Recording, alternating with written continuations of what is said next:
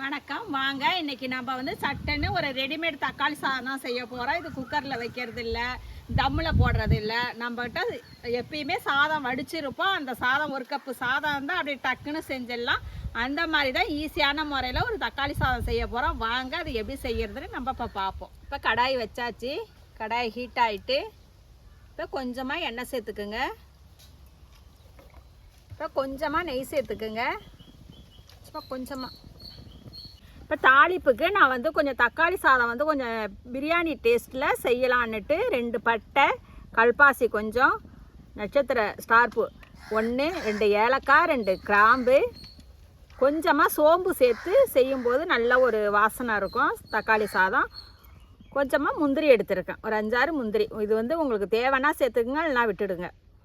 வெங்காயம் வந்து தக்காளி சாதங்கிறதுனால தக்காளி அதிகமாகவும் வெங்காயம் வந்து கம்மியாக தான் சேர்க்கணும். நான் ஒரே ஒரு பெரிய வெங்காயம் மட்டும்தான் இந்த மாதிரி நீல வாகில் கட் பண்ணி எடுத்துருக்கேன். இதுக்கு நான் புதினா கொஞ்சம் சேர்க்க போகிறேன், 2 பச்சை மிளகாய். இப்போ நம்ம இதெல்லாம் சேர்த்துருவோம்.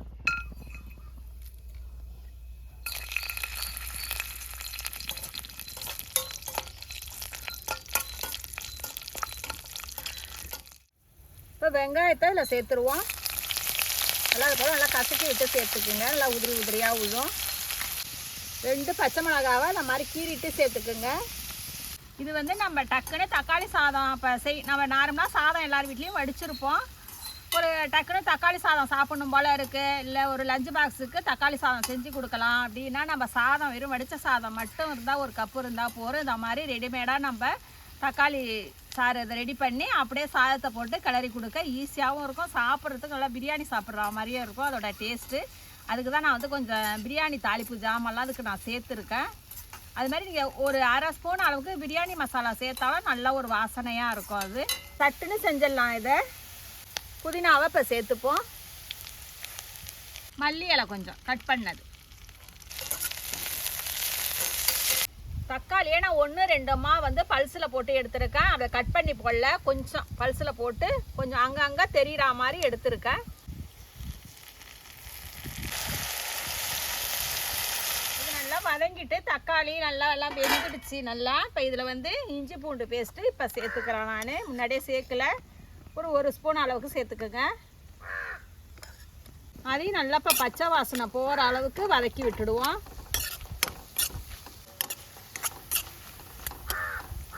இப்போ இதில் வந்து மஞ்சத்தூள் கொஞ்சமாக சேர்த்துக்குங்க. மிளகாத்தூள் கொஞ்சம் ஒரு 1/4 ஸ்பூன் அளவுக்கு சேர்த்துருக்கேன். பிரியாணி மசாலா தான் நான் சேர்க்குறேன். ஒரு 1/4 ஸ்பூன் அளவுக்கு நான் சேர்த்துருக்கேன். இதுக்கு தேவையான அளவுக்கு சால்ட்டு. இப்போ இதை நல்லா வதக்கி கொடுத்துருங்க. இப்போ இது நல்லா வதங்கிடுச்சு. இப்போ என்ன பண்ணுங்க, கொஞ்சமாக ஒரு ஸ்பூன் அளவுக்கு தண்ணி அப்படியே தெளித்து தான் விடணும், ஊற்றக்கூடாது.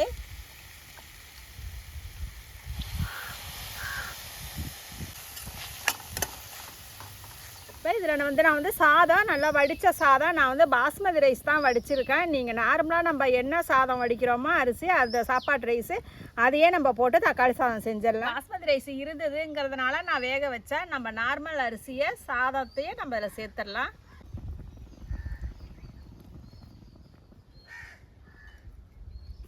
இதை அப்படியே கலந்து விட்டுருவோம்.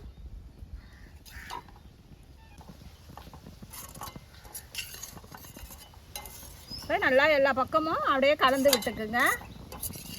நமக்கு இதை அப்படியே சட்டுன்னு ரெடி ஆகிடும். எப்படி இருக்குது பாருங்கள், நல்லா பொலன்னு இருக்குது.